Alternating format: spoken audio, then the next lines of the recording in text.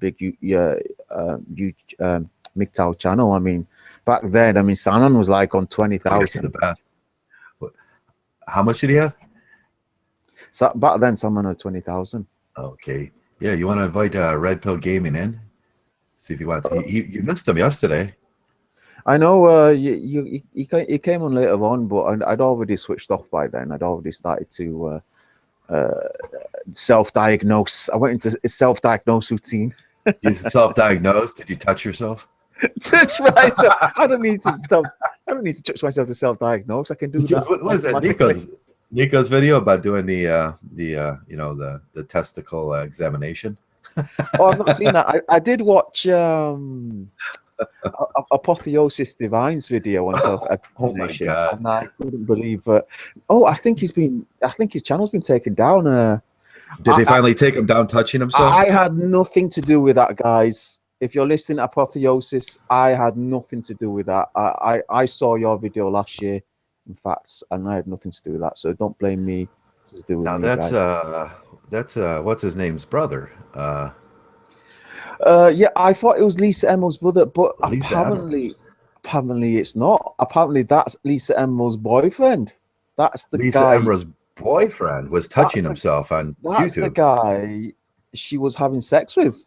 And if that's the case, there's a video with the guy touching a woman. I don't know if that's Lisa Emerald or not. I presume it's Lisa Emerald. So there's a video out there. I thought she had some standards. She could, she could have me. Well, I'm just kidding. It just goes to show, there's no accounting for taste. I mean, look at there is. Shoehead and Skank. I can't remember his name. Skeptic. Skeptic, yeah. For some reason, the name Skank came up because I was thinking of Top Dollar Gangster, because he's renamed him Skank. No. You did a Freudian slip there, and it's Skank. I did a strip. I just did a Freudian strip. I did all this stripping going on. But no, there's a video out there with Lisa Emerald's ass, naked ass. And oh, really? Is it fat? It's quite big, yes. I'm afraid. Does she have a big ass? Sorry, Lisa, it's quite big. It's quite big. Got to trim that ass down a little bit, Some would call it childbearing hips. That's no offense to you. I mean, many countries, the men prefer that, so it's not, no negative on you there, lady. Oh, lots of guys like junk in the trunk. They like junking, that's right. And some women are getting that plastic surgery to get their junk expanded.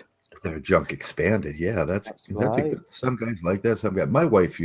My ex-wife, she used to be like, packed. She was about when I met her.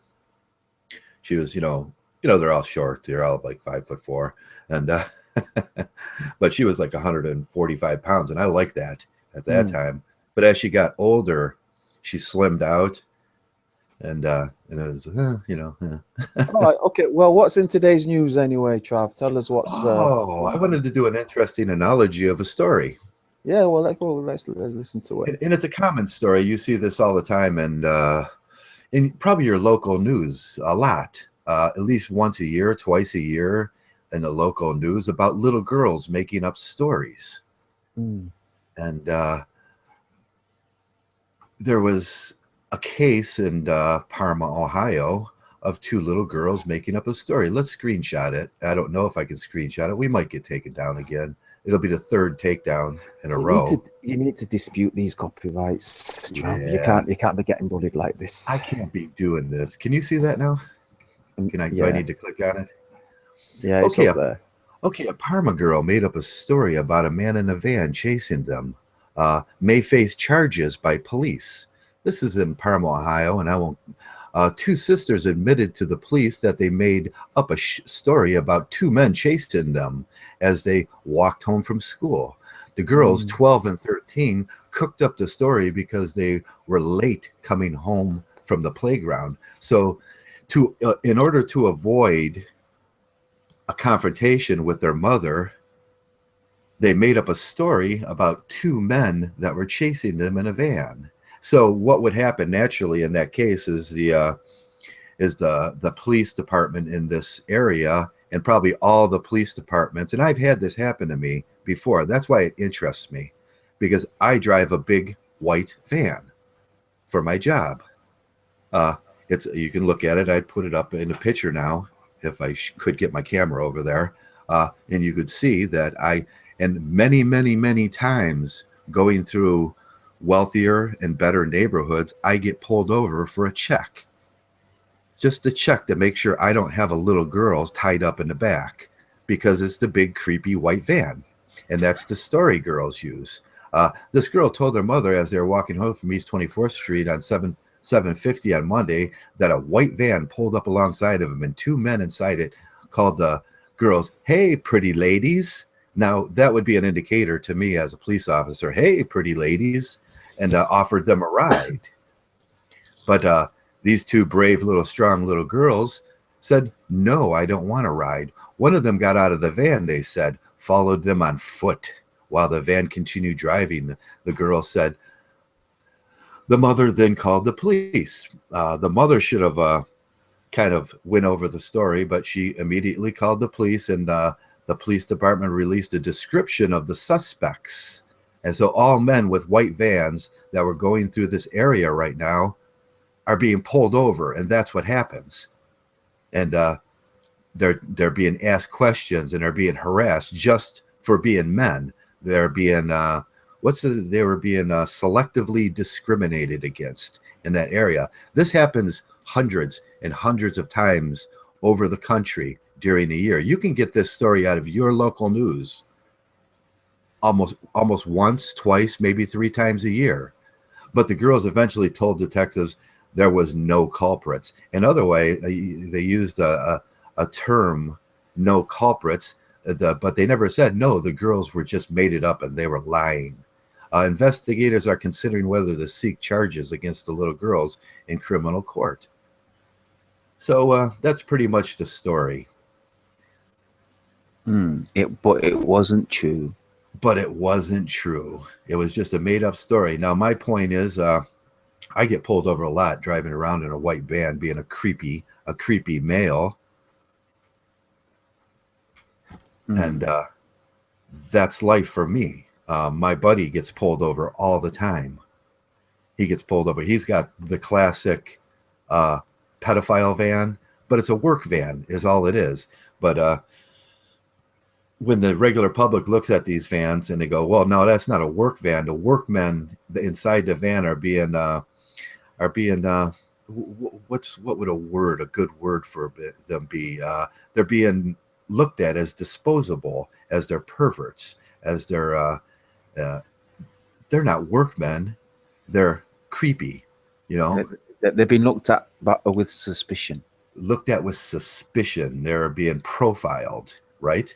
So all men with white vans out there, and if you're a workman, you know this, because you'll probably get pulled over 4 or 5 extra times a year. And then the police at that point, they're just not going to let you go. They're going to find something wrong because they need to give you a ticket. They have to give you a ticket because otherwise it would just be profiling. So they're going to make up something. And 4 or 5 times a year, any workman, male, riding around doing cement business or business like I do or construction are going to get pulled over just to get checked. It's like a Nazi checkpoints, you know, if you look, just to keep the girls from having these fears. And in most cases like this, they're made up.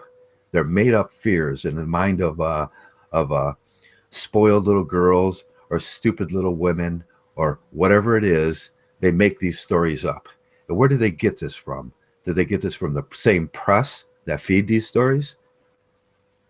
Do they get it from the media that feeds these stories? Oh, the Slender Man meme, the scary male.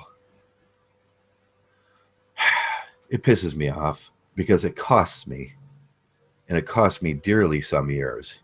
And I most of the time I'm teetering on that magic 11 points where I get pulled over all the freaking time. But you know, lately this last year I don't drive anymore. But I can think back in my life. why am I getting pulled over? And it didn't make sense to me until I applied some red pill logic to this and said, I'm getting pulled over and discriminated against and getting 5-6 tickets a year because I'm simply a fucking man. Typical. Uncomfortable pause.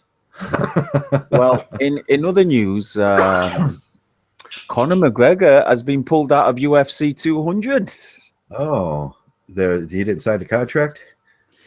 They never sign the contracts. Not until like a few days or few weeks before the actual fight. They always leave the signing right at the very end for some reason. I don't know why. Don't ask me why. They always leave it last minute. But they have the wording of the contract all placed before each other, and then obviously when the fight's about to commence, they sign it. But he's been pulled out, and now everyone's throwing shit at UFC, throwing shit at Dana White. Dana White, by the way, is a man, not a woman. It turns out. Okay, Dana White. Yeah. Dana White's a man. Yeah, I used to have a buddy named Dana. Did you not make fun of him? Yeah, he was kind of a tough guy, so he was used to getting. So it's like the boy named Sue. It's going to make him tough. And okay, and in other UFC news, 6 or 7 years after people actually wanted to see her, Christiana Cyborg has just been signed up to UFC. Maybe about 6-7 years late. To be honest, I mean, she's getting a bit old now, and people wanted to see that fight like years ago, and now Ronda Rousey's already been defeated. She's out. Yeah. So now Cyborg comes in. Yeah, the glamour's off now. Is that the one with the big muscles? That looks like a dude. She looks like a dude. She's the biggest. I think she's the biggest woman for the 145. But she, before Ronda Rousey came along, it was Chris Cyborg that was a women's champion. She was undefeated. She don't. Oh. Yeah, she was on steroids, probably. Oh, yeah. That one just died. She died last week from the wrestling. She was the huge. She had muscles like a dude, but she was obviously doing steroids half of her life, and died at the tender age of 52, I think. Well, in keeping with stealing other people's stories, Diana Davidson had a good news scoop in Israel. In Israel, okay. There's a group of there's a woman. She's running a group called the Raped Women Project. Basically, what this group does, they will form a consortium of women to falsely accuse a man. So if there's a man you particularly hate, these women they'll form enough evidence to get that man in prison. It's called the Raped Women Project. Oh, it's unbelievable. I couldn't believe it myself. That's perfect, because they've been doing that for years. They work themselves up into these things, and like the 2 little girls we talked about, if they're not checked by the time they're older, they figure out real quick that they have thug enforcers, and any man that bothers them, they can just say, they raped me, he hit me, he yelled at me, he was aggressive with me, he held back finances from me, and they go to jail. But that's like the epitome of exactly what's going on here. I mean, the fact that this woman can just openly have this company that will set up evidence to falsely imprison a man is it just goes to show how far it's gone. She set up a business to do it. She set up a business, yeah. If you want a man in prison, woman, if he no longer loves you or if he pissed you off, we can get him in prison. Come on, ladies, get together. Yeah. What if someone started? Someone with a very large gun went in there and started shooting them. There'd be the victims. Yeah, I mean, certainly if it was a guy that was falsely accused, I think he'd have every right for compensation. Yeah, how do you compensate these sort of things when we live in such a gynocentric society where they'll say, well, just be glad that you didn't go to jail, and that's some kind of solace there that you beat it. Yeah, well, is your button working? Your super button that tells you who's in the room. Oh yeah, let me see. Let's try Let's it. see if it. Yeah, this Let's risk it. actual viewers. Okay, Dr. Leonard McCoy, Eric Wingard, 5-Speed Manual, Male Feelings, Son of Patriarchy, and Warhorse. The Son of Patriarchy, eh? Yeah, that's a good name. I like that one, Son of Patriarchy. Hey guys. What does it mean? What could that mean? Son of Patriarchy. Does that mean he's a male product of the old patriarchal system? The old guard, yeah, the wink, wink, nod, nod behind. Is that what it means? Back in the rooms, yeah, where men used to have male space, but women complained about it and took it away from us. Yeah. Oh, we got Timothy Blades and Denton. Oh, yeah. Denton's Timothy in the room. Blades and Denton. Yeah, but they're not being real active. The most active viewers show up on my screen as most active viewers. So, hey, the other day we had 1,700 comments. Wow, it's got to be a record. Yeah, you guys are active, and you guys are. I think we have the best Mgtows. We talked about that yesterday. We have the best Mgtows around here. I mean, man, they're active. Yeah, well, I was reading the comments yesterday and the podcast before, and yeah, there were some great conversations going down there. The Ben was in there. He makes some great comments. Veritech Ace, he's a don. He's a don when it comes to typing. Anyway. Oh man, he can get us any information in a second. Either he knows it or he's just very well versed with the computer. That's right. As that Pulp Fiction man said, he's one smart motherfucker. He's one smart motherfucker. Yeah, that's great. So, what else was going on today? Well, today, Tito, Viva Tito Sancho had a video where he has a point-by-point discussion about Stardusk's video.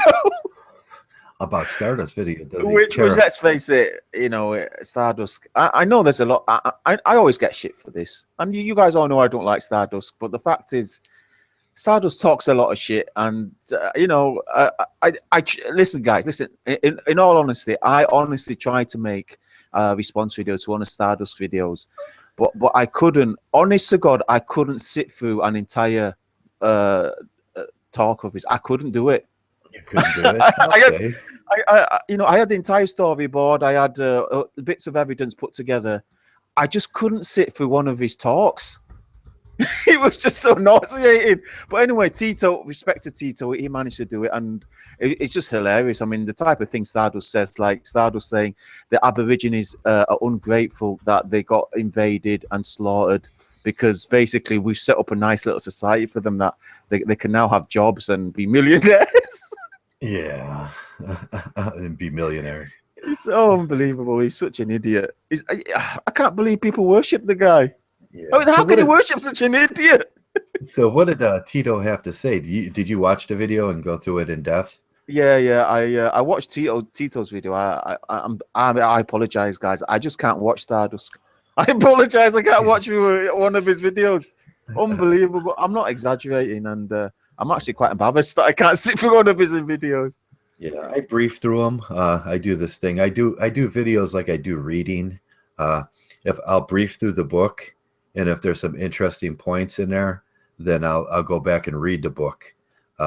It's the study guide thing. How you're told to study something. So I'll brief through it, and if it's okay, that's okay. But if it's not okay, I just turn the video off if I don't find nothing real interesting in a real quick brief.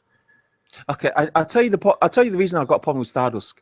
If you listen to him, he actually supports the gynocracy. Listen to him. He supports Western culture. He supports Western government. He supports feminist laws. He supports the status quo. Listen to him. He doesn't want anything to change. In fact, he's afraid of change. He's afraid of anyone that's going to come in to the West and make any changes. This what part of this is Mgtow? He's supporting all the shit that we're trying to speak up against. Yeah, they go back on they want to date, and they want to go out with the girls, and they want to hug, and they want to do all that stuff, and that's okay in their world if they want to put themselves at risk like that. But you're not supposed to bring it to the guys in here, because we're all here trying to do the exact opposite with that. Timothy Blades is digging on me about the Browns' choices. Yeah. I gotta. Well, sometimes I don't get the guys on. I mean, John the Other openly said he supports feminist law. I've got it on my video. He openly says, I like the feminist laws. John the Other said that. He says he likes the feminist laws. He says he likes the laws bought by through feminism. Go listen to my video, John the Other feminist, Okay. and still Mgtow support him.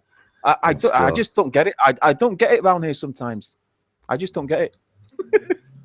Yeah, some of the guys, you know, when you're doing the hamster wheel around here, it's always good to keep well grounded, and I think we do that here. We keep well grounded, and we step back, and that's why we do these things. We step back, and it gives us a chance to look at ourselves. If you get too involved with this, you can spin that hamster wheel and spin your mind into thinking something's really, really good when it's really, really not good. Or you can convince yourself of something. I don't know but John the Other fans came onto that video and started throwing shit at me saying, he didn't actually mean that. I said, but that's what he said. No, but he didn't actually mean what he said. What he meant was, feminism good because it wakes men up. But I said, well, that's like saying drinking poison's good because you realize poison's bad for you. Yeah, that's a totally stupid argument. Yeah, just think how, you know, if you're sitting there stabbing yourself in the forehead with a fork, just think how good it'll feel when it stops. I just don't get it around here sometimes. I said, well, that's not what he said. Go listen to it. Yeah, guys, go listen to my video, John the Other Feminist. It was with an interview with Barbarossa. If you want to see the context, you guys check it out. But I didn't take it out of context, anything like that. I'm not one of those sensationalist journalists. But yeah, I just don't understand. I mean, you've got good channels. You got like proper Mgtow channels, like well, I've got to put them out there. Messenger. I know he's winding his channel down. I think Messenger's going to be leaving soon. Yeah, you've got like Warhorse, Traversable. You know, you've got some good channels on. You know what I think it is. I think Stardust and John the Other, they don't have. I think most of their subscribers are not Mgtow. I think most of them they come from other communities. Like John the Other, he'll have old guys from the MRA communities, and Stardust he'll have like from the atheist communities or the skeptic communities. I think that's where they get the numbers. Yeah, they do. They can pick up numbers. We're hardcore Mgtow, and the hardcore Mgtows generally aren't going to go over 4,000. You know, they'll end up somewhere between 2,000 and 4,000, and they'll get the crowd that the guys that like them. And but unless you start saying you're dating or you're PUA or you got some special niche, you know, like survivalism or you know, going Galt, we call it. You're gonna flounder in here in Mgtow, and that's okay, because that's what we want. We want Mgtows around us, you know. But I like how Tito he shouts in his videos. He goes, "But that's not what he said, motherfucker." I gotta watch Tito. I've never subscribed to Tito, and I keep saying I'm gonna subscribe to him.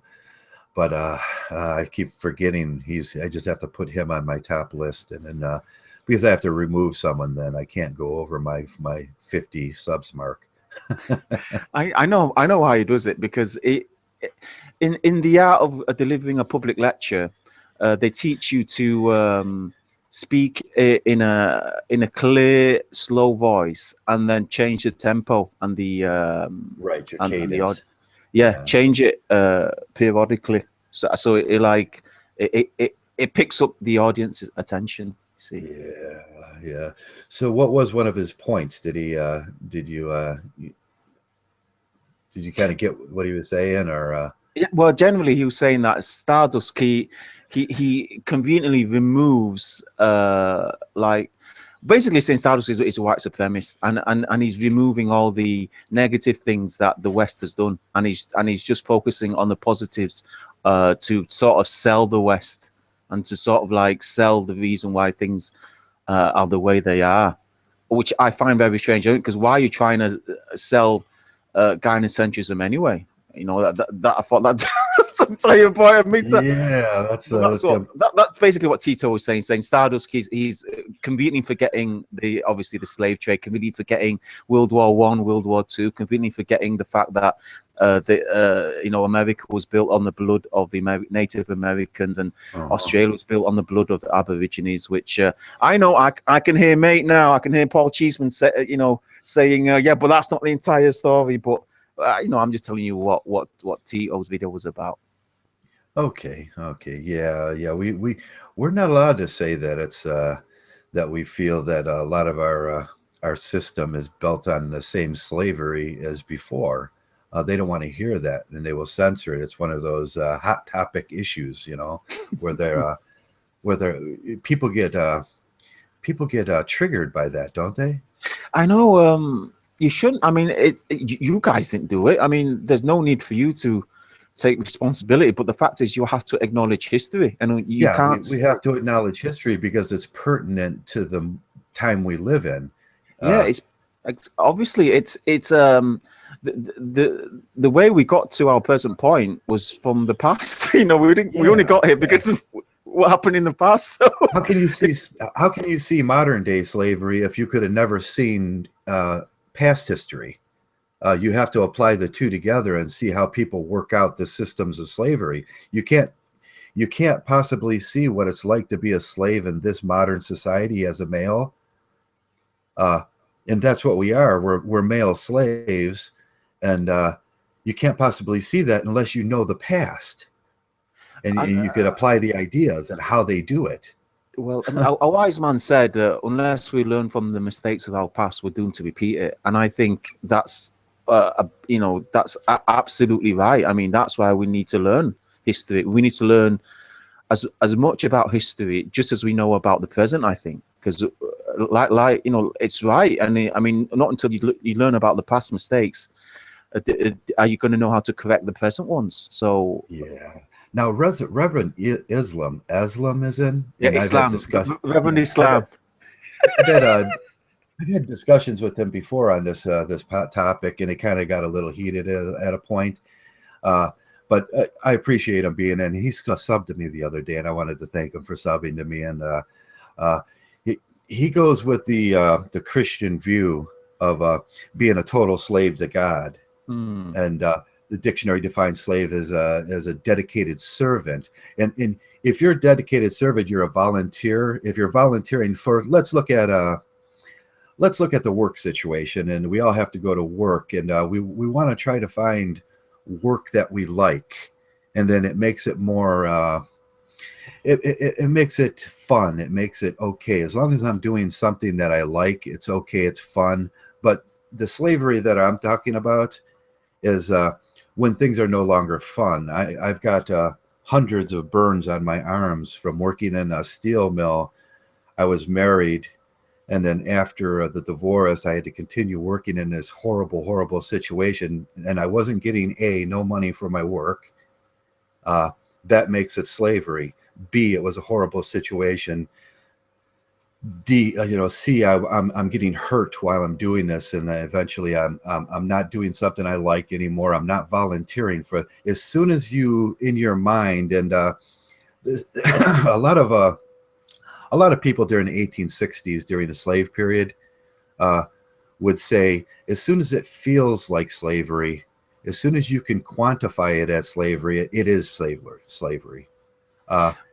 And you can have a solid dedication to God, and we rarely talk about God, and I know you believe in God, and I believe in God, but we take a very atheist view about when we look at these slavery things. As soon as it starts feeling like slavery, it is slavery. Well, basically, it's slavery when you have no choice in the matter. When basically your hand is forced.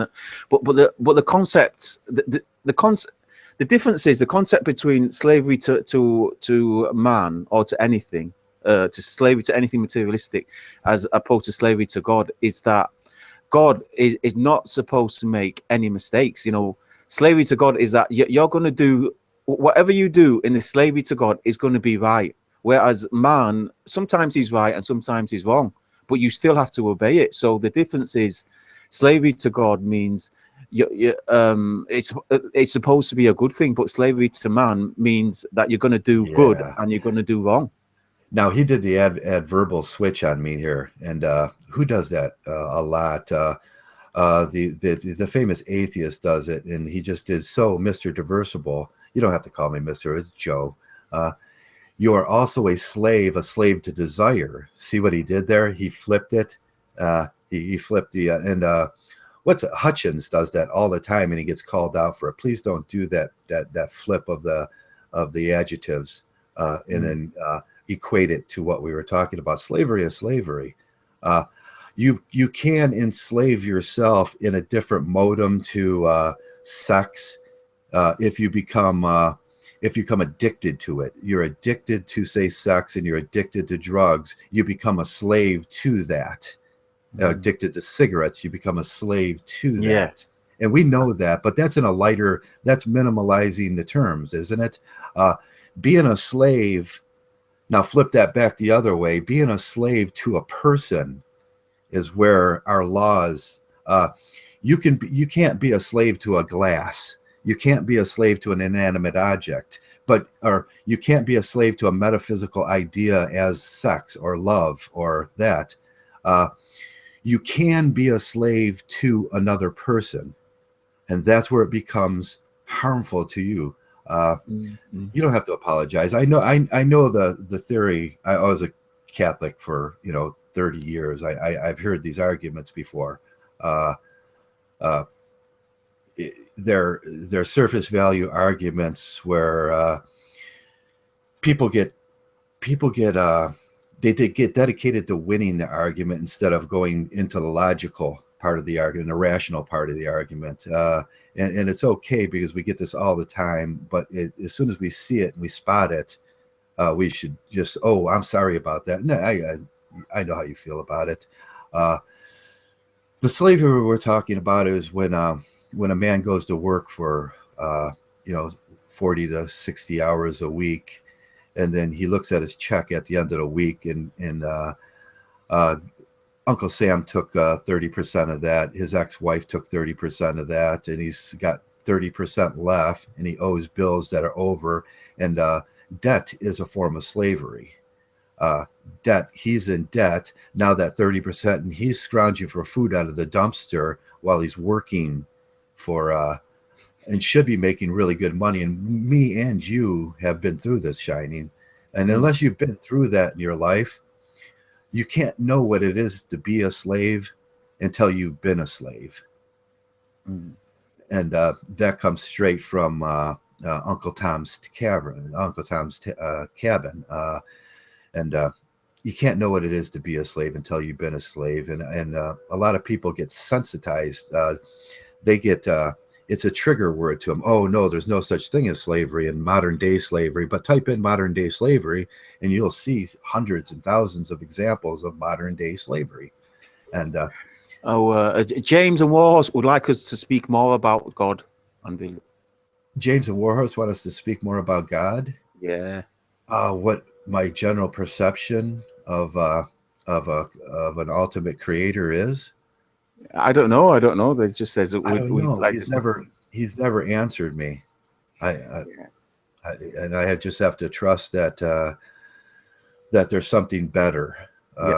James of Warhorse says that they're sick of hearing all the skeptic atheists plus stuff, and some more enlightenment in that area where Reverend Islam is talking about. So yeah, I kind of fall I fall as an agnostic, and I believe that there's something, but the atheists can't prove that they've never died, so they can't prove it this way, and the Christians can't prove it this way. So what am I supposed to believe as a rational male?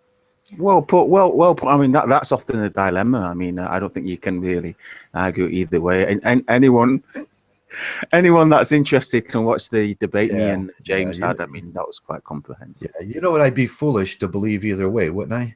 And I'm not a foolish man. Warhorse says thank you, by the way. Says thanks, guys. You're welcome, Warhorse. You're very welcome, my friend. Warhorse. Yeah. Don't be shy. Any more questions? You just let us know. Yeah. So Reverend Islam he's a very interesting man because he's obviously around the Mgtow manosphere, and he's a reverend. And I understand that he's from not Polynesia. He has a church, and I asked somebody about this, and they did a little research, and if he can give us what he does, and he does a lot of good work with younger children, and that's right. I mean, we often forget about that. Some of these faith-based organizations that they do a lot of work for charities. So if the Reverend like to tell us about some of the things that he's seen and some of the incidences he's come across, I think Warhorse and James Denton would also appreciate that. I think so. Yeah. So he does a lot of good work out there, and I just must commend men like him.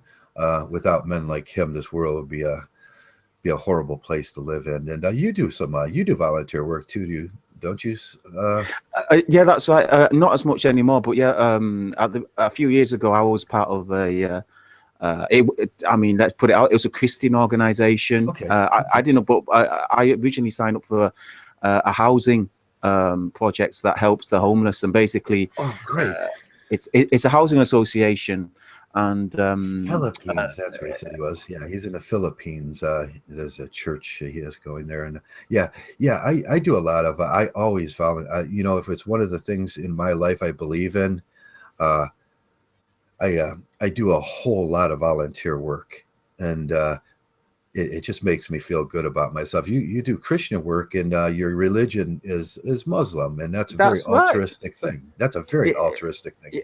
I think this is skipped over by a lot of the skeptic Stardust atheist community, where the Muslim and the Christians actually work side by side in the city I live in. Anyway, I mean the Christians and the mosques and the housing associations and the soup kitchens, a lot of the charities, they all work together.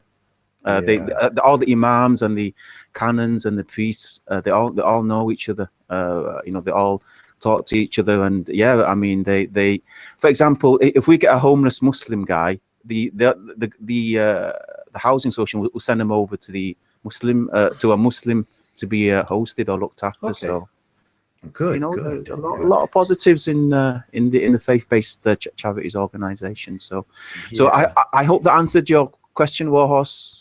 Now, talking about altruism and volunteer work, we have a male homelessness problem in this country, and in most countries there's male homelessness, and unless we do it, the government's not going to do it. There's homelessness base for veterans and that stuff, but they will leave most men out there to die. And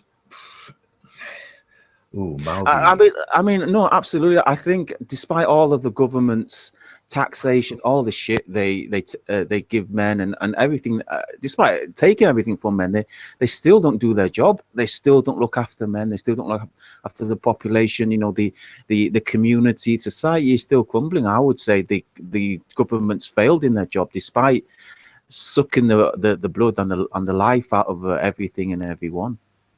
So it is up to men. I mean, if the men don't do it, it just doesn't happen. Yeah, it's not gonna happen, and it's unless we, I get out there, a couple times a week, and most of my life I've been involved in male homeless housing and transitional housing for men, because I know how hard it was when I was in transitional housing, where I had to sleep in a cold van in an Ohio winter, and unless you've ever.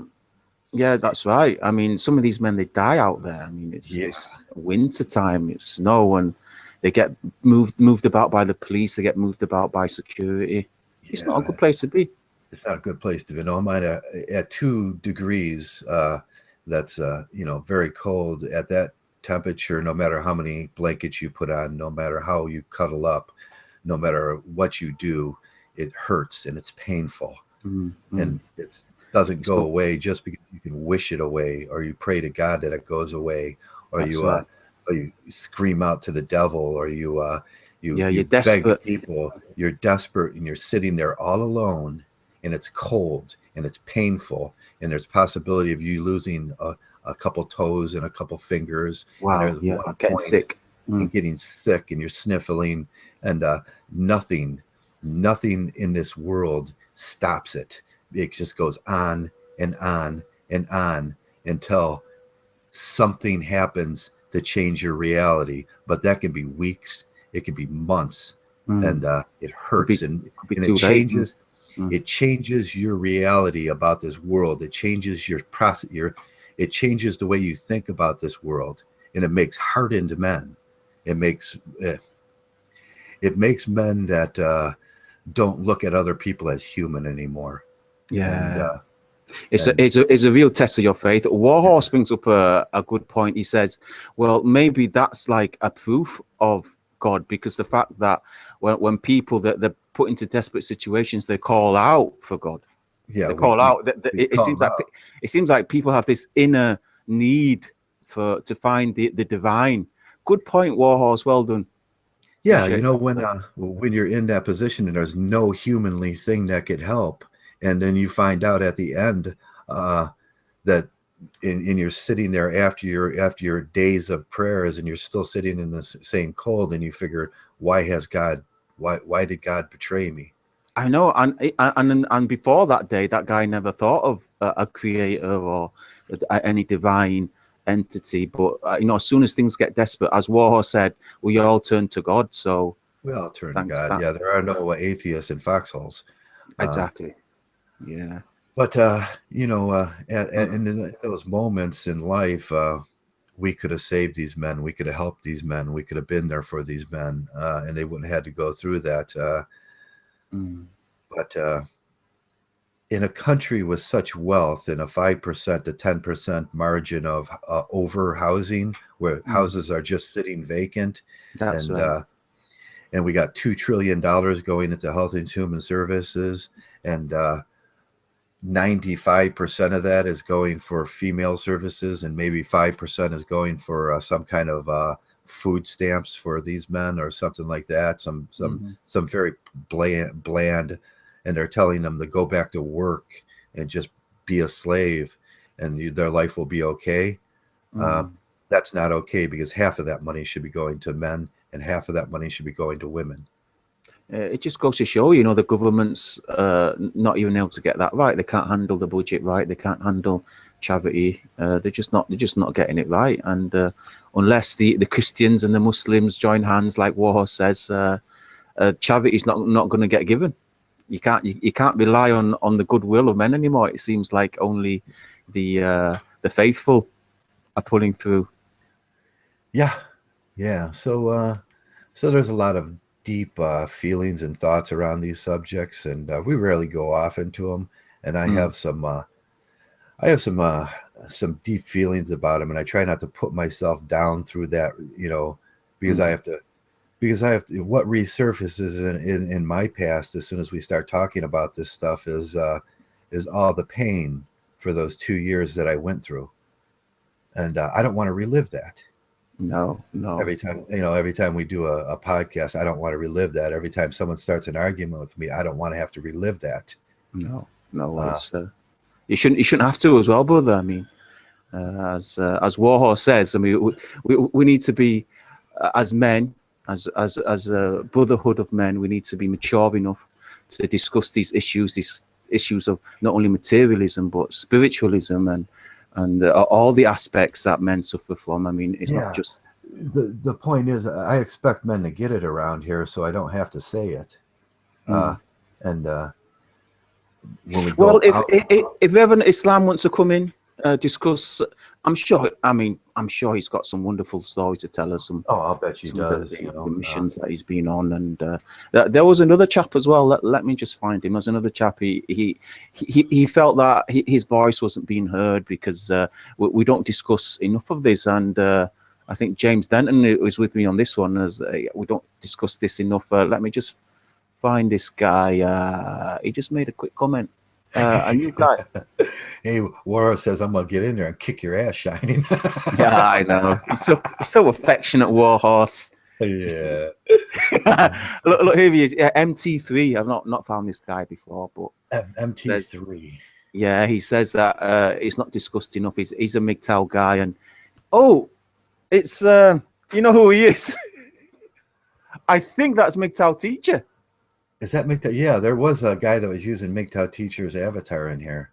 Yeah, Mgtow Teacher, if you want to come in and discuss this, and perhaps we can satisfy Warhorse and James Denton's need to talk on divine matters, on the unseen, on the spiritual matters, and we can do that. We try to. That is Mgtow Teacher 3. Oh, didn't realize that. We try to accommodate as all men on in Mgtow, as you all know, because it's men as in all men. So we try to be inclusive of all men.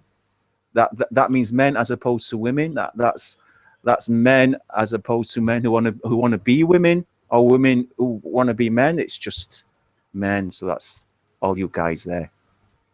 Yeah. Okay. Yeah. You can. I don't know if Mgtow Teacher, a lot of times he gets put on the spot to come on these things, and I know he doesn't like to do this. He's a shy guy, but we'll promise him we'll just keep. We'll be civil, We'll protect him from the horrors of like the amazing atheist. And, God, atheism is unstoppable. Those monsters, those monsters to humanity. That guy, he bothers me sometimes. That thing that he just did, where they took up that collection and gave it to. It was an altruistic thing, but being a part of the manosphere, he should have gave it to some male housing or something to help men, knowing that men are going to be out there struggling. But they choose. I know that was very poor taste on his behalf. I mean, if he's like says it's for men, and then he goes and spends it for women. Yeah, he gave it to an African organization to promote little girls schooling or something, and which is a good thing to do. But they get plenty of funding elsewhere. The people that don't get funding was, war-torn little boys with arms that are missing. Good point, brother. Exactly. Yeah, that little boy that stepped on a mine because someone put an M16 in his hand. If you wanted to do an African charity, how about that little boy that lost his leg? How about that? That was 12 years old, and some animal put a gun in his hand, or made him dig diamonds. So from the time he was 8 years old. These end times, brother, we're seeing some absolute disastrous circumstances happening. I mean, the death of the father, destruction of the family. We're having little boys being forced to kill and be killed. We're having bombings all over the place. It's the end of times, brother. Am I right, Mgtow Teacher? Am I right? It's like sign of the times. It's like apocalypse. It's like Judgment Day. It's like that kind of situation. Am I right, James? Thank you, brothers. Does this start from the this old adage that and I know males think about it this way, where they look over society and they see an overpopulation problem and they automatically go in their head to we have to prune the herd, and then I know how awful is. I mean, what decrepity, what depravity mankind has fallen, where we regard people, never mind animals, but people as like grass to be mowed down. I mean, so they find the weakest or the poorest in the herd, and then they send them off and they try to, and what they're saying is we're just going to kill you, but you'll have an honorable death, and you'll accept that honorable death, and we're going to send you off to war. We're going to send you off to and society looks at things that way. The ultimate way to prune the herd is Mgtow, where we just stop having children, and the girls stop spreading their legs, and the boys stop going out there and having 3 kids, 4 kids, 5 kids that they can't afford. Well, in a society where men are totally disposable, Mgtow's about saving yourself first and foremost. I mean, saving yourself from the complete gynocentric apocalypse that we've descended into, where men are literally living in living hell. That they'd rather be dead than live in this God cursed, blighted land of and that's just women worship and government slavery. Yeah, it's just another way of them engineering a situation where they can prune the herd. Suicide, male suicide. They just make it so stressful for men that they cap themselves. And then they look back and go, oh, that was sad. But, and it's socially engineered. It's sad. I know it's sad. And they don't care. They don't care. Hundreds of thousands of men kill themselves in the US. They don't care. Carry on. Let them carry on. Don't matter. We got more where they came from.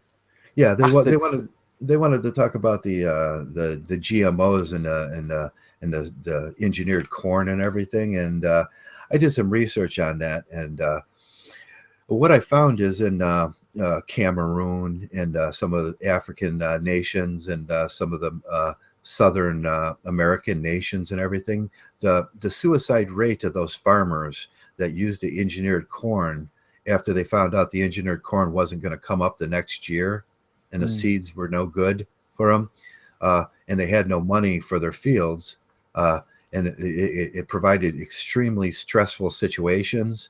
And what happened with these is the suicide rate was like phenomenally high. It was like 40%. These men just started hanging themselves, capping themselves, killing themselves because their life was over. And it shouldn't be like that. I mean, how many men? Guys, ask yourself. Everyone listening, ask yourself, how often do you wish you was dead? Now, in all honesty, don't answer me. Answer yourself. Ask yourself, how many times a week? How many times a day do you wish that you just wasn't here? That you was dead? And the thing is, it shouldn't be like that. Life should be good. Life should be happy. Breathing in the air, eat, being warm and seeing family and friends. But the situation has gotten so bad. Oh, good point there, Warhorse. Warhorse is saying it's a proof that atheism doesn't have the answers for sight. Thank you, Warhorse. He's saying that now that atheism has increased and it hasn't addressed these suicidal problems, the spiritual needs of men. The spiritual needs of men, the materialistic needs are being taken, medical care, housing, food, all that's been talked about. But the spiritual needs, they're not taken care of. So, and he says talk about. Yeah, he says talk about. They talk about it a lot, but it's just lip service. They don't do nothing. But think about how many times in your life you set back and let's have a moment of spirituality here. Okay. And just think about it for a second. How many times you said, God, I wish I was just dead. Oh, it's very sad, brothers. And I think now, as the Warhorse likes to say, now is a kumbaya moment. But in all seriousness, I think it is a very destructive problem. I think men, they lack the will to go on, to push, to excel. Now it's gone beyond that, and now men almost lack the will to live. And we say it rolls off the tongue, but it's a serious problem. And I hope that I'm sorry to hear that, Warhorse. Sorry to hear that, brother. But yeah, it's very common these days. So let's I think that's one thing Mgtow does quite well. We try to lift the men up where they might have previously invested their effort and their energy and their money on chasing the impossible dream of getting married and having a family and stuff. And now we try to refocus them.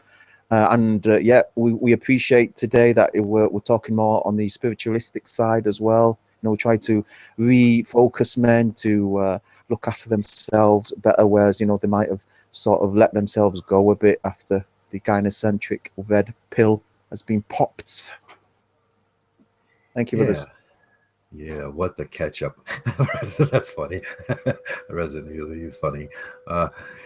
Yeah, we forget about these things, and we forget about men, and we forget about we get all wrapped up in arguing about Donald Trump and and the local beauty star, or who's on the front page of the press today, and the Kardashians. What are the Kardashians wearing today? And it's easy diversions to the horror that goes around us every single day. Uh, we don't think about. I think about it a lot. I think about the family down the street that may be having trouble putting a dinner on the table today. I think about the man living in a corner of the alley up the street. I think about all those kids that are in pain that can't see their fathers, and their fathers could help if there was some kind of system that could rise them up instead of tearing them down.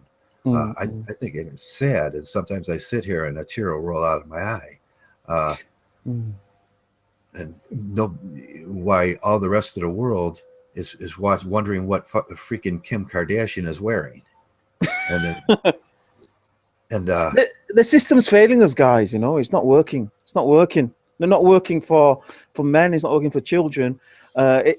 For short term, it works for women, but you can see there's these crazy single mothers. They're as miserable as anybody. God, yeah, and we know what it is. It's this crazy single mother gynocentric system. The simp farms for baby mama. Baby mamas are simp farms for boys, and they're creating malformed boys now, and they've been doing this for the last 30 years, and then we wonder why the suicide rate is so high. Why boys, they just don't understand the world that they live in. They can never find no happiness, no joy. It doesn't make sense. That's why the world. I mean, this gynocentric world no longer makes sense. We don't address the men's needs. We don't address the human needs. I mean, we boiled it all down to materialistic stuff and pussy chasing. But it turns out that wasn't the way. It turns out it was all bullshit. So. Yeah, what is the human condition for the male? What prospects are in his life? We're talking about the human condition for the male, the sadness right now. 70% of the guys out here right now are just waking up, going to work, trudging to work every day with that look on their face. Their head, we're walking and their heads down to the ground, and they're just staring at their 2 feet. They're staring at their 2 feet, hoping that one goes in front of the next to make them through the day, and that's the only thing on their mind, so they can go home and give their money to their wife and their kids, and then do it again the next day, and just trudge on and do that. And they get some, and I know where that comes from. There's some solace in that. I'm suffering for my family, and then all of a sudden at the end they pull the rug out from under you and say, ha ha, that was a bridge to nowhere, and there was no real family, and now you're a slave. And, yeah, it's not working, guys. We need to learn from our mistakes. I mean, who the hell put the arseholes? Who was the arsehole that put the women in charge? That's what I want to know. Who was the arsehole that said, okay, let's put women in charge? Yeah, the simp mangina, the beggar, because he wants he wants that so bad. He desires that so bad. He's willing to elevate her to godlike status. And then you want to talk about that golden cow that we talk about in religion. Look at the simps and the beggars, how they elevate that the golden cow status, and they put that prostitute, that vile piece of dirt on a pedestal, and they say, that's what I want. Well, James puts it out there. He says, is it because that men have stopped worshipping God and they've started worshipping women and men and materialistic thought? Yeah, good point. Thank you, James. There's a lot of golden cows out there. They're making a lot of golden cows, cars. False idols, I call them. False idols. Women. The women are the worst. I think if there is a God, that I think that makes him so mad when a man puts his woman in front of his God or in front of his morality. Is there not a verse, or is it not one of the commandments that thou shalt worship no God except for thou God, or God accepts no other worship other than him? Yeah, thank you, James. But right away we go and we put these women on pedestals, and we instead of saying get in your place and get in the family, instead you do your job, and I'll go to work and do my job, and I'll mow the grass, and I'll take out the garbage, and I'll make sure this roof has no leaks in it. And then that gets all minimalized because Uncle Sam wants to do that job. He wants to provide the house. He wants to provide the food. But what he wants is the slave. So on the other end of the spectrum, men are giving money to the government. Men are having money extracted from them from the government, and they're paying the slave basis so they can give it back to the woman. Let's cut out the middleman here, and just. Isn't there a verse in the Bible? Correct me if I'm wrong. Isn't there like a verse in the Bible which says a woman was made in the image of man or something like that? So you know, I think they say that serve man. Is that? Yeah, the women was taken from the rib of Adam. That's why we have one less rib. I think they have 12. We have 11. But isn't there like a verse that says women are supposed to serve man and man is supposed to serve God, something like that? I don't know, but yeah, I think you know, if that's what it says, then yeah, it got it right. You know, we need to give credit where credit is due. I mean, the Bible is absolutely right on that point. Yeah, the last pages of the Bible, the New Bible, it talks about what a woman's supposed to do. A woman in purple is supposed to go to the stream and take water from the stream and bring it back to her family. And when they're talking about this, they're talking about it in a very metaphysical sense, where she's supposed to go to the stream and bring happiness back to her family, and then that can translate to water, and she's always modest, and she's always this, and she's always aware, and she's always thinking about her family. It's one of the last pages no one ever reads. You know, yeah, we need to give credit where credit's due. I mean, I mean, that's what would work, and you know, if that's what the book says, and we've got to give love to the book. Warhorse is asking, well, what does the Quran say about it? What does the Quran say? The Quran says that the man is 1 degree above the women. So yeah, I mean, the Quran's hand in hand with the Bible on that one. So yeah, so I hope that answered your question, guys. Isn't it funny that the religious books have to tell women what to do, but they never say a man should do this, because a man automatically knows what he's supposed to do. Yeah, I think a man is the leader, is the spiritual leader of the woman. I think the man's supposed to be the guide for the woman. I think so.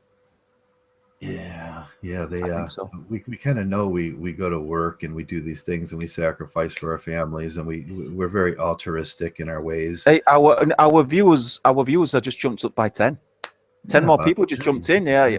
Thanks brothers for that's about normal. We usually carry about 30 or so, and so okay, so what else is in the news? What else you want to chit chat about? Yeah, what else is in the news today? I haven't checked the news. I usually go down to news today, and you want me to bring it up? Let me go do this. Timothy, what's his name? Timothy Blades. He's saying that Kim Kardashian looks like Layla from Futurama. I think that's quite accurate. I think she does actually. Yeah, she looks like Layla from Futurama if she had one eye. He said. Yeah, car bombing killed 31 people in Iraq again. That's no new news, is it? That's like almost every day. Okay, well, let's not talk about the Middle East. That'll upset Warhorse. Yeah. Hey, a mother and daughter lost in New Zealand wilderness were scared to death. That's top news. Okay, what about Mgtow news? What's going on in Mgtow? Mgtow news. Oh God, there's a lot. Well, you know what? We're at one of those places, aren't we? In Mgtow, where we're working through our philosophy, and until somebody sparks us. Okay, well, let's put this out there. I mean, basically, all the old channels, all the I think Messenger put it, first wave Mgtow, second wave Mgtow. I think the second wave is about dying off now. I mean, I've stopped my channel. Messenger stopped his channel. Dimitri's ceased. Yeah, I mean, we're all about, you know, we're there for you guys. You guys want to talk to us, we're here. We'll talk to you. But basically, we've sort of like taken our channels, our the concepts to as far as I think we can, and we're sort of like waiting on the next channel. So I don't know, but I think some of the new channels are quite disappointing. I'm still looking for the Neo, I think they call it, but certainly. Yeah, we're looking for our TFM this year, aren't we? Our new they've got big shoes to fill. They've got big shoes to fill. I mean, let's not kid ourselves about this. I mean, but certainly, I mean, the groundworks are there. Groundworks there. The groundworks are there, guys. But yeah, they've got big shoes to fill. So let's. Who do you see as the newest Mgtow? I see Timothy Blades there. I see Howard Dare coming on. Well, I'm I still think he's still getting. I think Gospel Authentic. In fact, he's a Reverend as well. By the way, I think is Gospel Authentic Reverend. Oh, cool. I hear. I think he is. I think he's a what do you call it? An anointed priest or whatever. I think he's one. But I found that quite interesting. But let's who else is out there? Gospel Authentic. Timothy Blades is coming on, and you found a new guy, Amazing Warrior or something. Oh yeah, I like that new kid. He's very personable, and he's worked them fields. Oh, work them fields, yeah. Awakening Warrior, that's it. Give a shout out to Awakening Warrior. He's only on Awakening Warrior. Howard says, "Suck my." I was wondering who he's talking to there. Yeah, don't finish that sentence. Howard Dare, that's disgusting. How dare you, Howard Dare? Yeah, who's he talking to there? I lost. I don't know, but is he being sarcastic? I don't know. If he's not, that's kind of gay for him to say that. Because there's only men here, Howard. You're asking a man to suck your wee wee. There's only men here, guys. There's only men here, yeah. Oh, that's funny. It gets sarcastic around here. I wanted to ask Timothy Blades. That's the second time I've seen it on 2 podcasts. He says, "Free Aaron Clary." Yeah, what does that mean? Is he in prison, or is he? Does he mean he's a slave to the vagina? What does that mean? He's a slave to. Maybe that's what he means. He's a slave to the vagina. We have to go over there and work him out of his slavery and free him from his desire. And that's what Reverend Islam was talking about.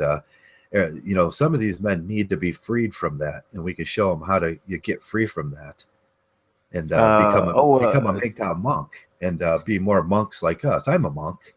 Well, this is the Mgtow monk space. Okay, this just in from 212 Spark, hot headline: masses of men going their own way and doing great.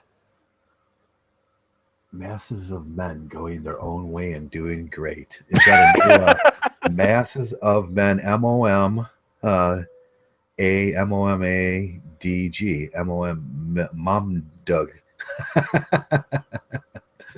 That's the new acronym. Masses of men going their own way and doing great. Eric Wingard's now at it. It's very worrying.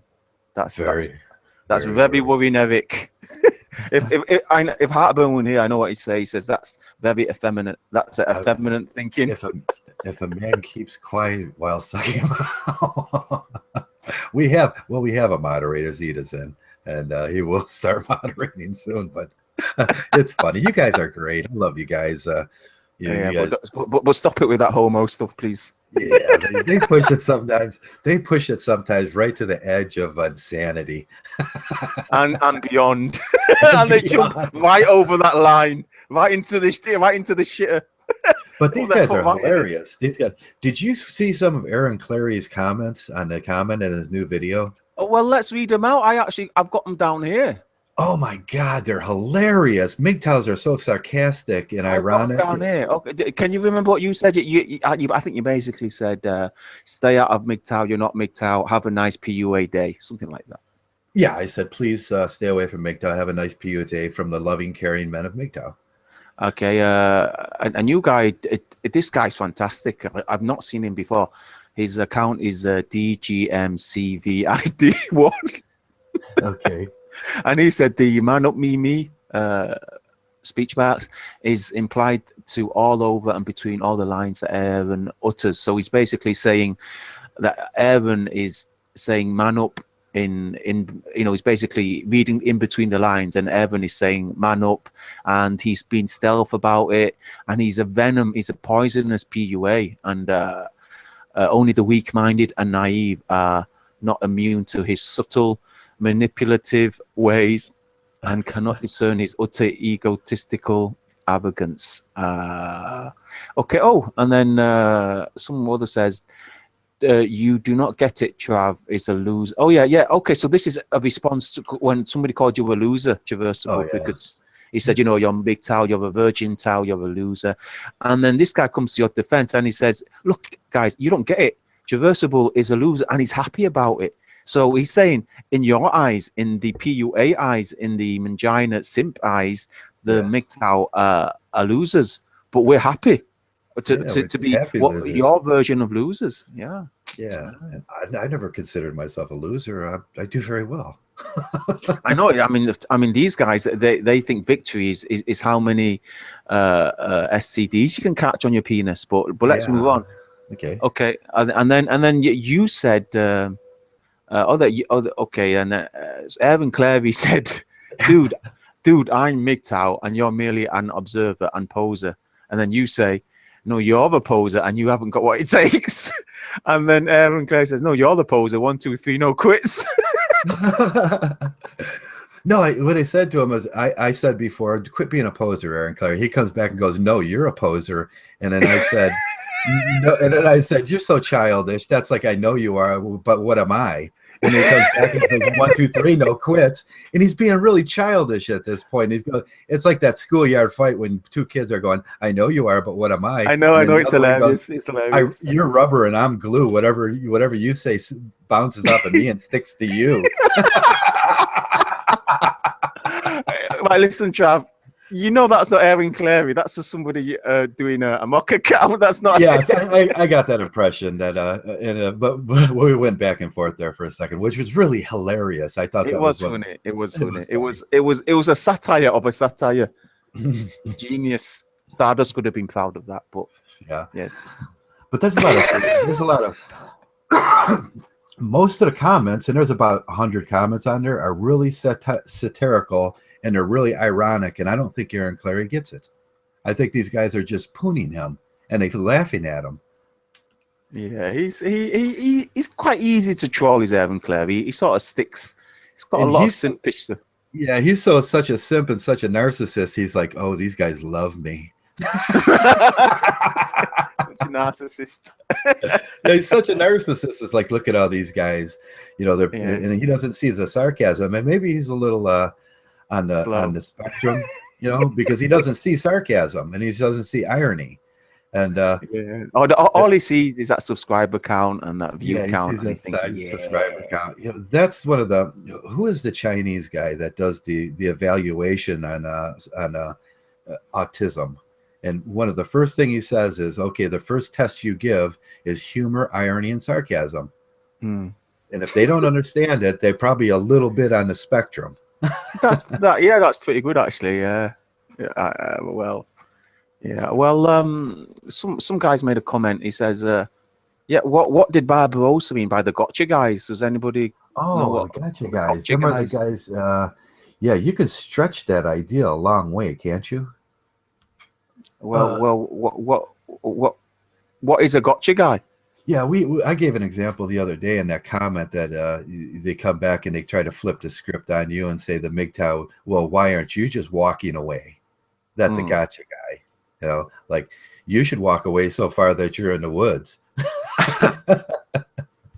And they take that to several creative steps. They'll go to they're really creative around here. They'll take everything we say and kind of twist it and turn it just a little bit to make it like it's some kind of backlash on you or something. But it's always a rhetorical twist. And if you spot the rhetorical twists, then you're okay. And I think that's what Barbarossa was pretty. And to sum it up shortly, just be able to spot these people and realize that they're just trolling. Yeah, isn't Aaron a midget? Yes, he is. He's like 5'5" or something like that. And this is the guy. He's going to go out to the bar. He's the guy wearing the high heel shoes like a girl. That I tell them in my PUA video. I say if you're really short, like most of the PUAs, you got to put on those big ass high heel shoes to get up your get your height up to the girl. Nobody's like that. Yeah, well, keeping on Barbarossa's last video, I mean, it was 2 hours. It was almost 2 hours long.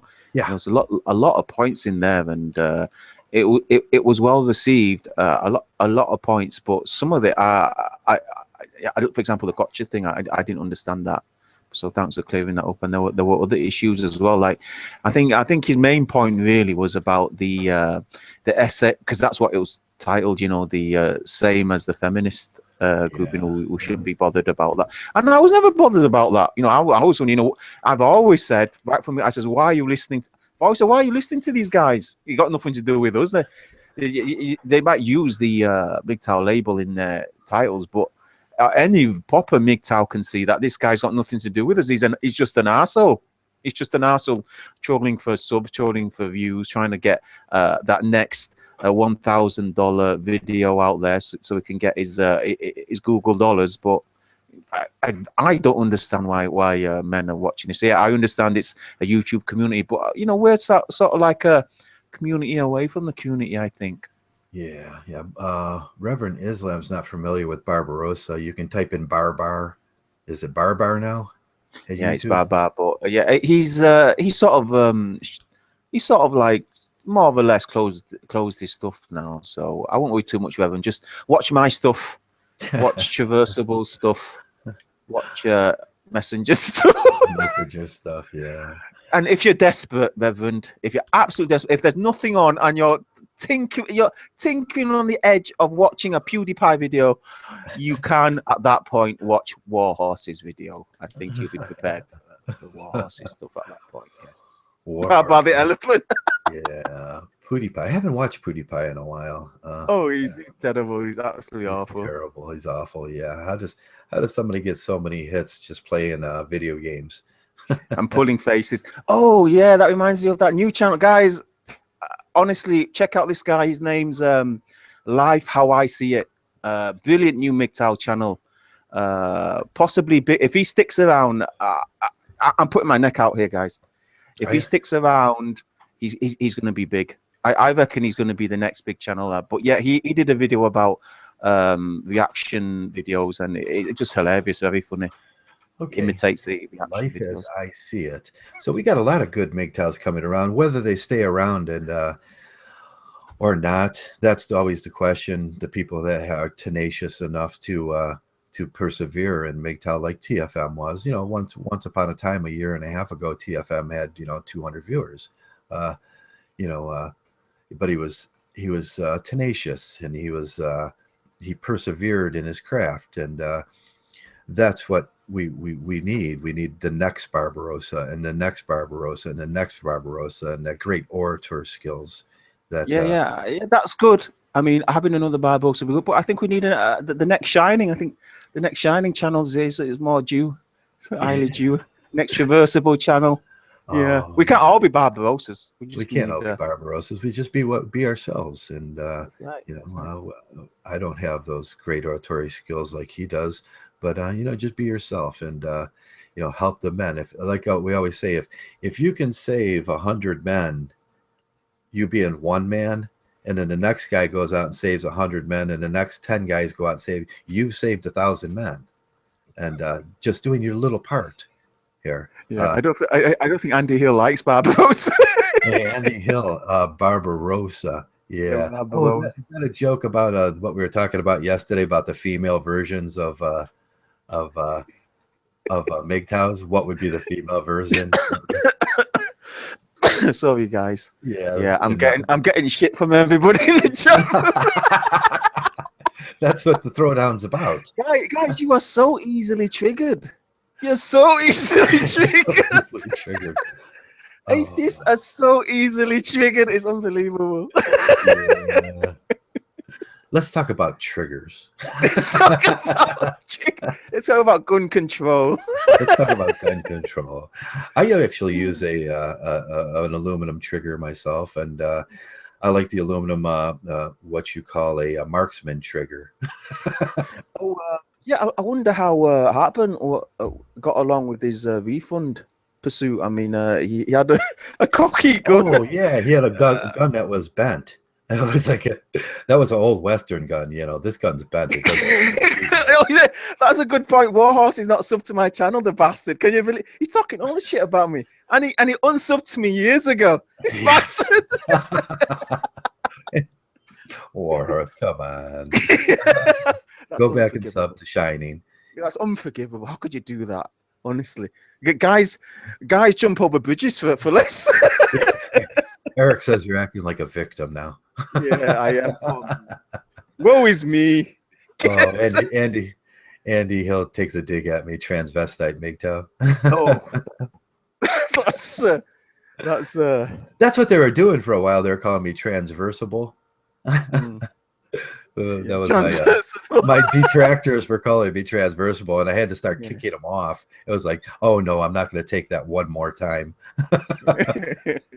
That's childish too. I think most of these guys around here that they'll have one or two good statements, and then you're looking forward to the honest, the really good argument, and then they diverse into childish remarks like, I know you are, but what am I?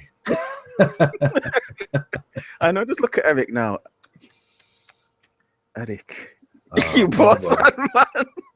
Yeah, this is the second time Reverend Nizam says that Marlborough, welcome to the Philippines, a land of homosexual, transvestites, and prostitutes, where 99% of the women are losers than the iceberg which sank the Titanic. Yeah,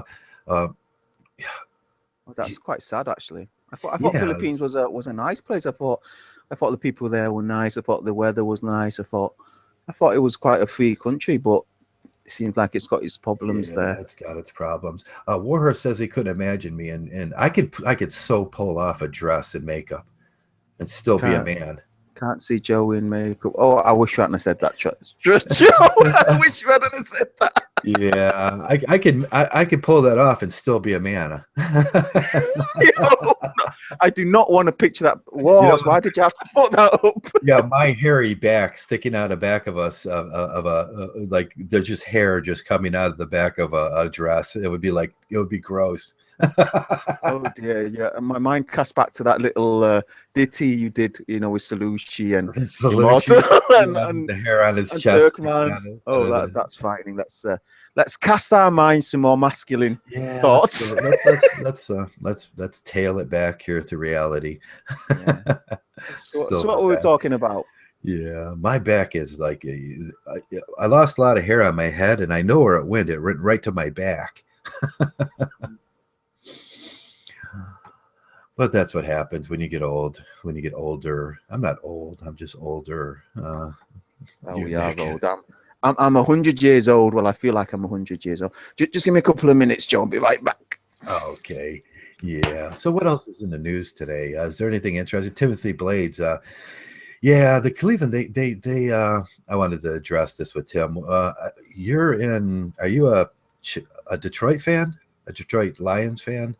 I'm not sure which NFL football team you choose, but I sat there and watched for the whole NFL draft, waiting for them to take Connor Cook, and they never took Connor Cook. And then they passed up on Paxton Lynch, and my head just like exploded when they passed up on Paxton Lynch. And Chicago Bears, you guys did pretty good.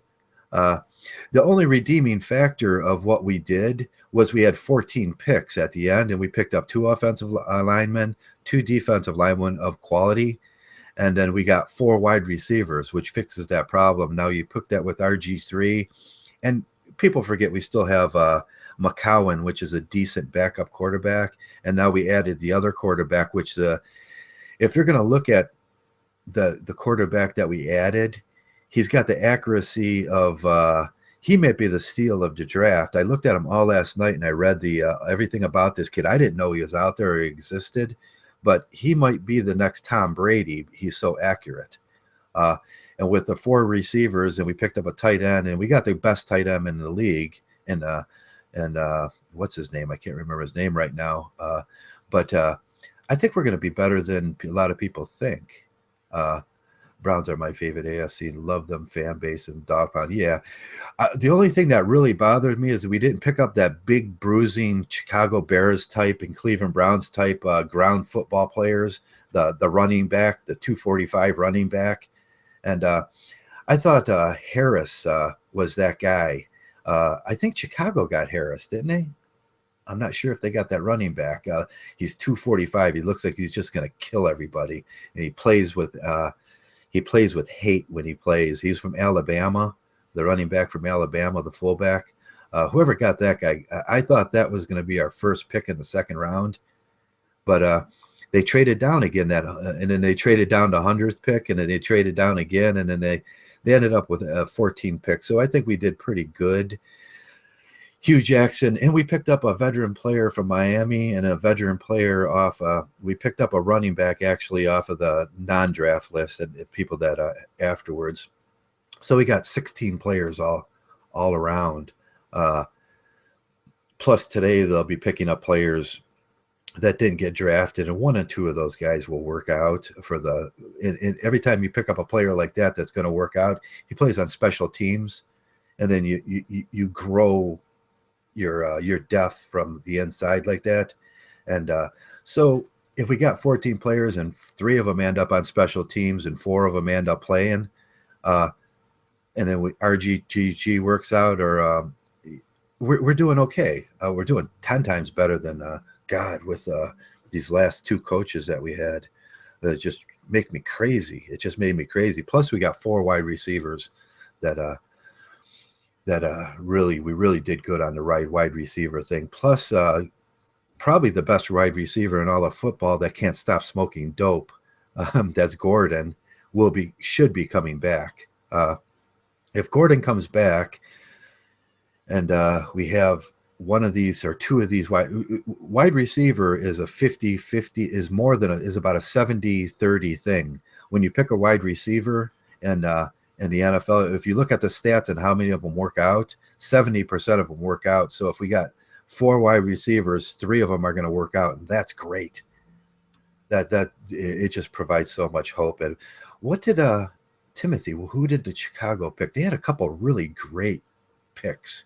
I thought, wow, that was a good pick in there, because they picked a couple need guys. They needed that spot filled, and they got exactly the guy that they wanted to. They got. The draft is always fun. I love the draft. That's it. You make out who you're gonna, and then you're usually wrong, and it's like, I got that one wrong. I didn't think they were going to trade down, or I thought they were going to trade down, but I really thought they were going to get Paxton Lynch, which is the future quarterback. I think he's the future guy in this league. You got an offensive tackle, yeah. It was a real needs pick, and everybody was like, "Oh, good job, Chicago." Your fans in Chicago are great too. When every time that what's his name, the commissioner comes out, they just start boo, boo. I know what they're saying. They're saying is that they're being, but he'd just get a big smile on his face, and they go, "Thanks, Chicago fans. You guys are great." And Buckus was up there, and he didn't do the "Go Bears" thing. Buckus, I thought he was going to do the "Go Bears" do the Ditka "Go Bears" thing, but he didn't. And I was like, I was kind of disappointed in that. Offensive Leonard Floyd too. Yeah. You got White here and Floyd. So you guys, offensive linebacker or offensive lineman. Okay. And we picked up 2 offensive linemen, which really helped because we lost 2 offensive linemen, but we picked up a center last year, which is going to work into the pro center that we just lost. And then we lost Schwartz.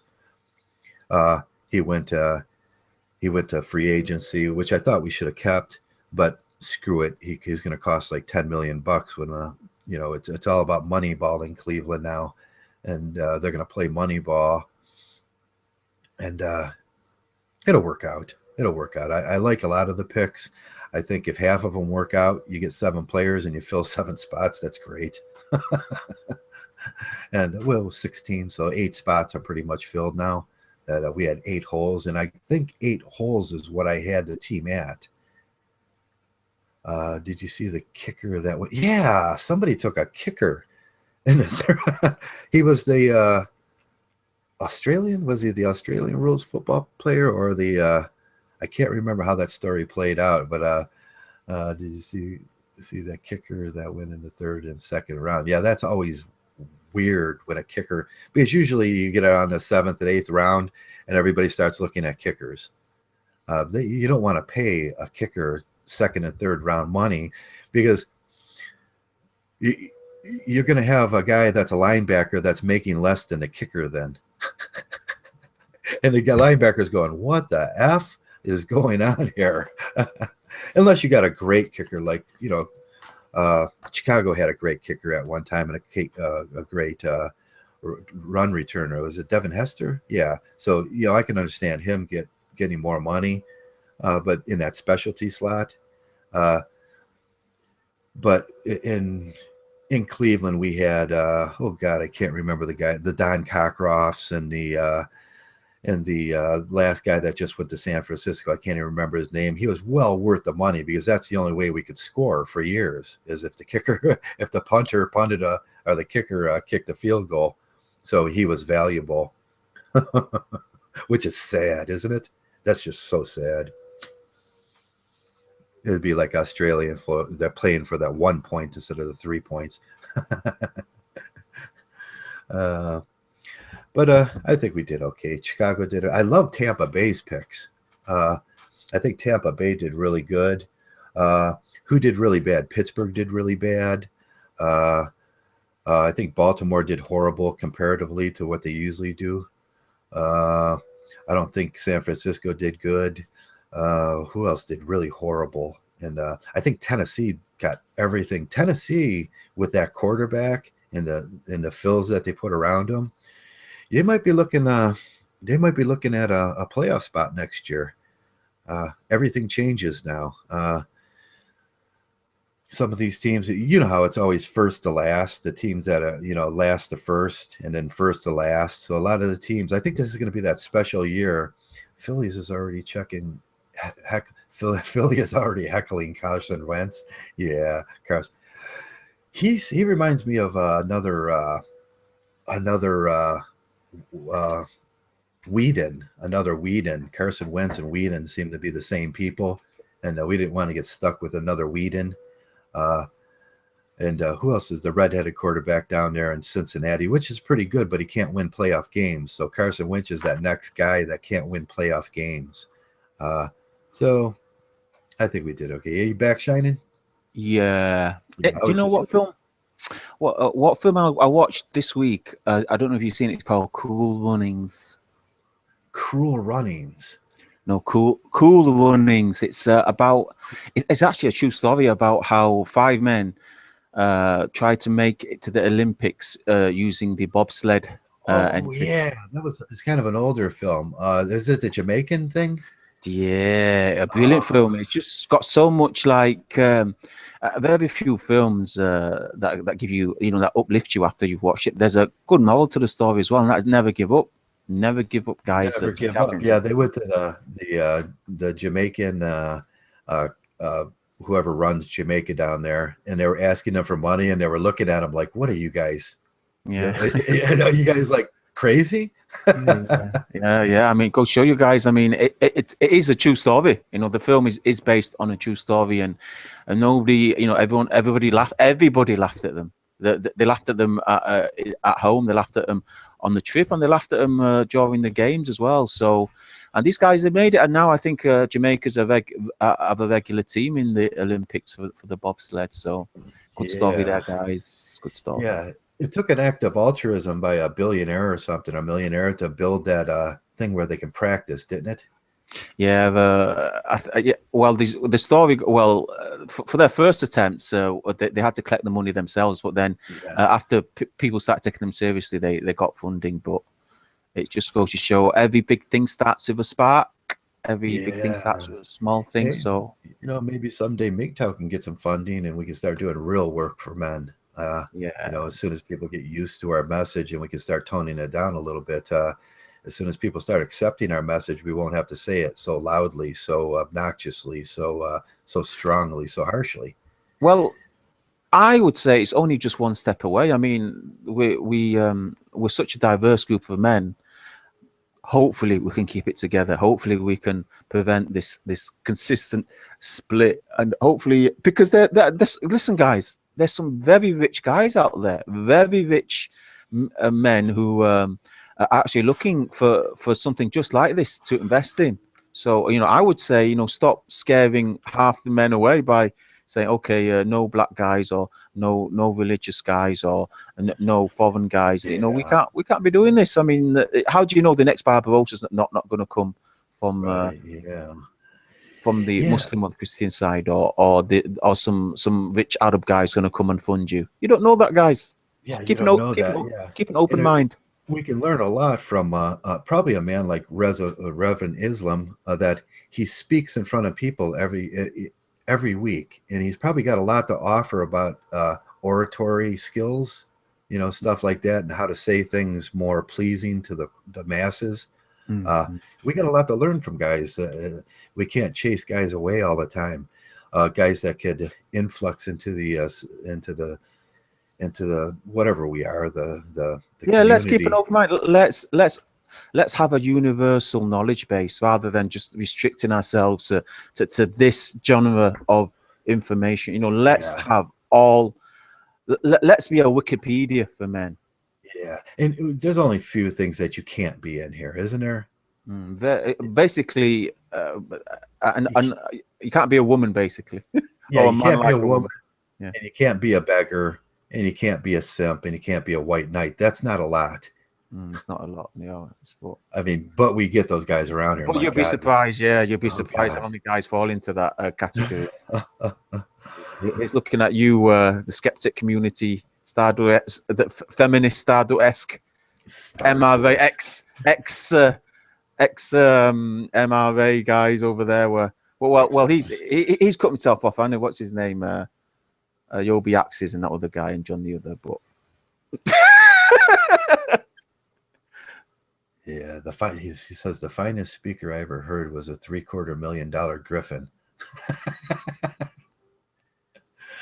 Oh, I don't get that. You get that? Sort of, yeah. I kind of got it.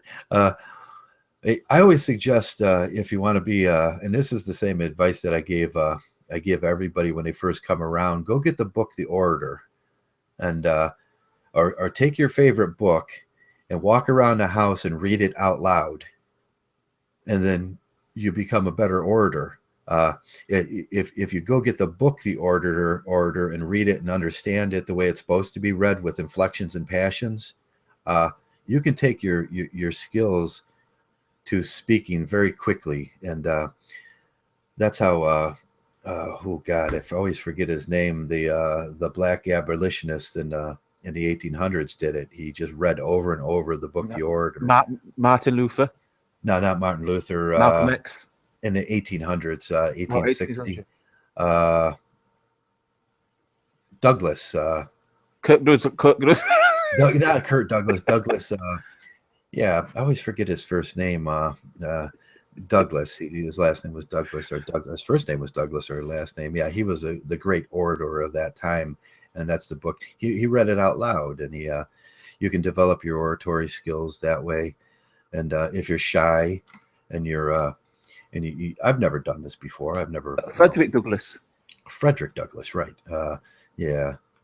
He read Hemingway, and he read the book The Orator, and that was a very good book to read when you're trying to improve those skills. Speaking of poetry, have you ever read any Walt Whitman? Walt Whitman, yes, I've read Walt Whitman before. Interesting guy. Famous line was, I think I used this one in my first ever intro, which I never used. The theatre of life goes on, such that we might contribute an act or two. Brilliant. Yeah, that's so true too, isn't it? Yeah, I mean, quite often we see ourselves in a losing battle, and we see ourselves in a fruitless situation. But it's just the theatre of life, and our circumstances, situations, the destiny rolls on, and we just play our part, or we write our part, which I should say.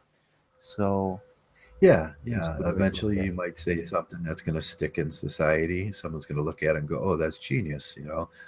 People are catchphrase. Well, can I just read a bit of Walt Whitman now? I've just opened it up. And now here's this is actually Walt Whitman. This is a poet from a long time ago. I'm afraid to say I'll get it wrong, but I'll just read a piece of his poem, a couple of lines. It goes, "Let the worst men beget children out of the worst women. Let the priest still play at immortality. Let death be inaugurated.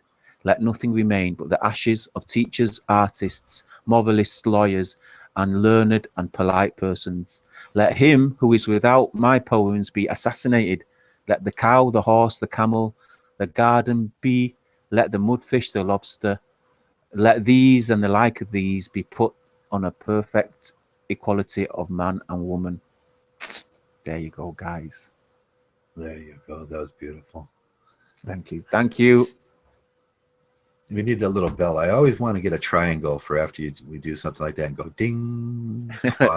He was actually against marriage. Actually, he actually said, "Let marriage slip down among fools, and let none be fools, and let it be none, and let it be for none but fools." So he was actually against marriage. Was Walt Whitman? Yeah. Okay. What was his designation?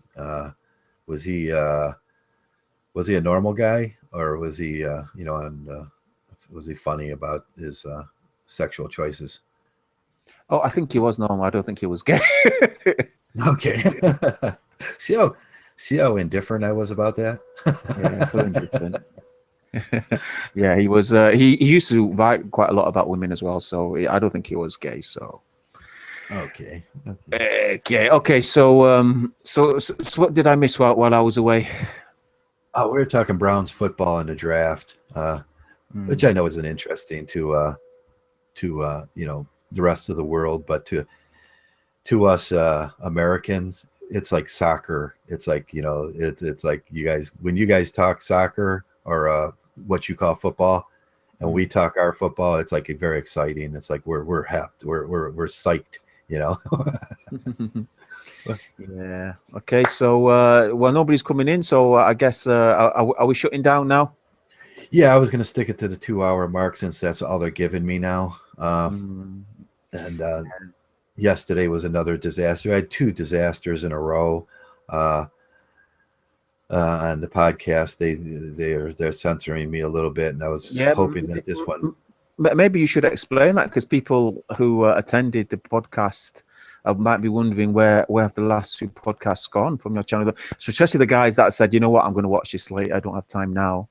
So maybe you could explain. Yeah, the guys and girls at home. The first one Sony took down on a copyright because we showed an image of Michael Jackson, and they own the image of Michael Jackson now, and but it was for educational purposes, and I thought it was fair use, but they still took it down. And the second one yesterday, we had a problem with one of the guys came in with, and he showed his face and he didn't want to be doxxed. But before that, I noticed that if you go and look at that, there's only the last 2 hours. They never gave me the first 2 hours or 3 hours. So they gave me 2 hours on it, and that's all they gave me. But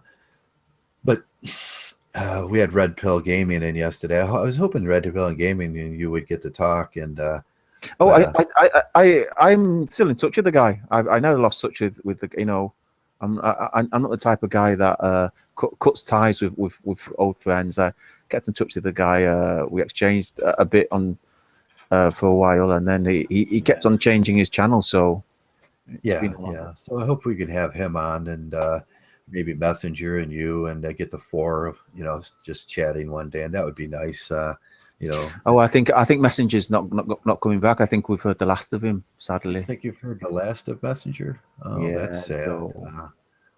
So guys, let's have a minute silence for Messenger. Yeah, they finally chased Messenger away. They finished him off. Oh, well, that was good for the community, wasn't it? Yeah, sad. I'm being sarcastic. A brother, a most valued brother has gone the other way.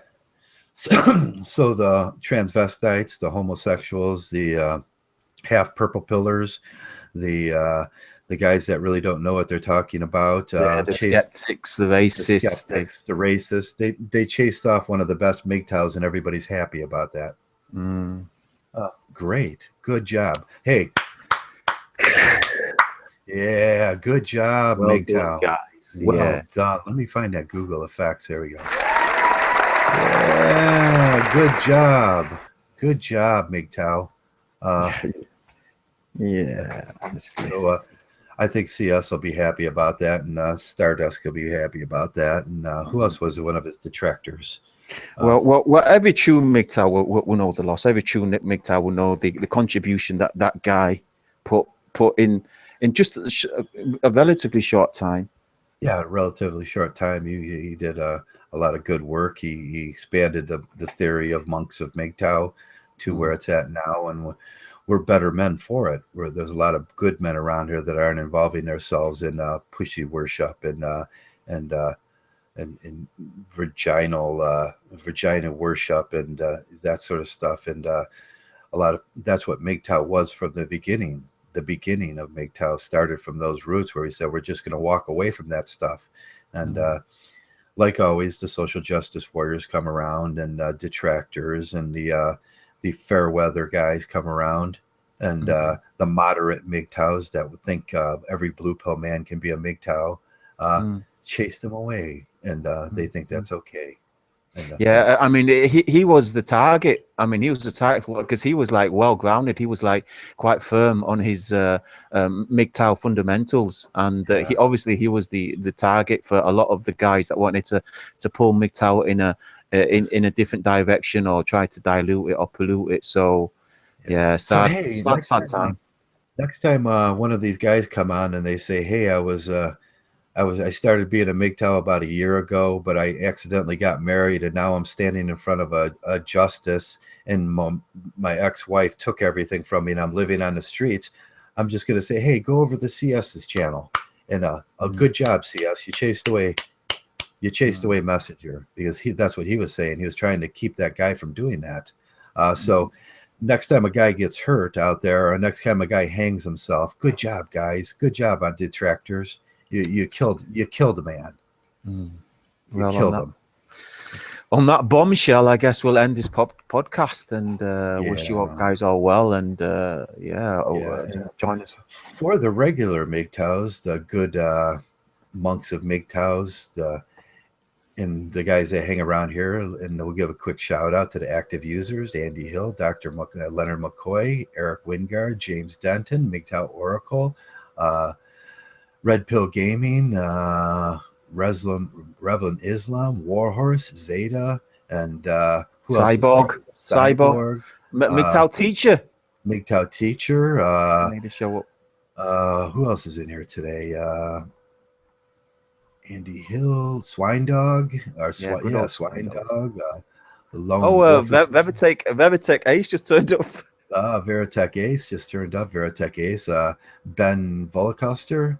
For the regular guys that stay around every week after week and practice Mgtow like it should be practiced, and always keep your good Mgtow sensibilities about you, and practice it in the world. Timothy Blades. Good old Timothy.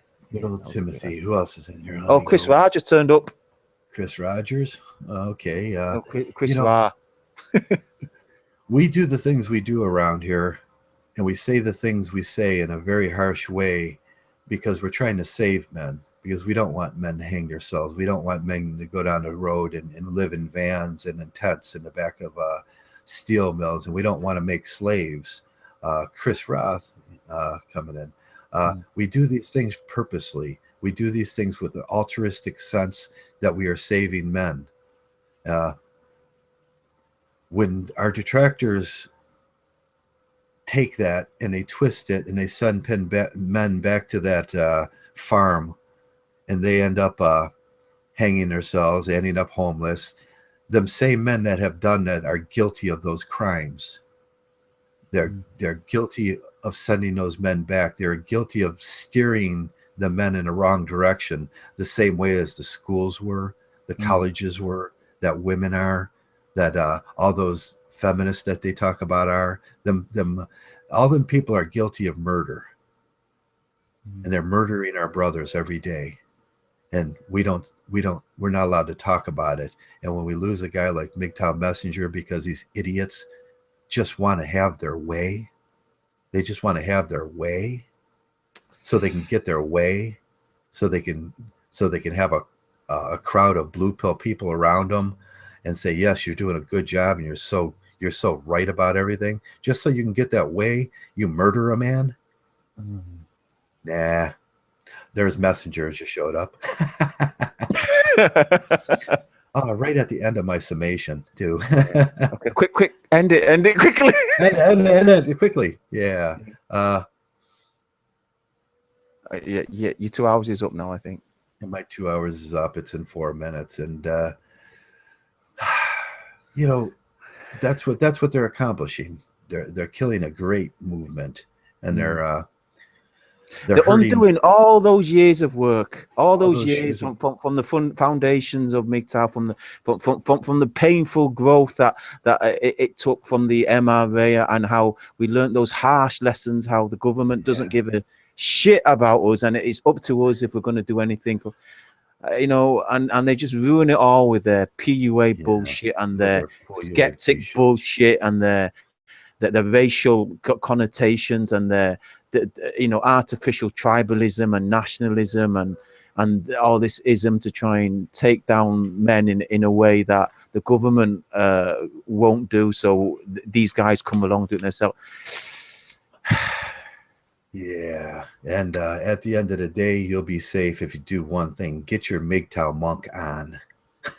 And with that bombshell, guys, thanks all of you for joining us. Traversable loves you all, and I'll say peace. Peace out, guys. I love each and every one of you.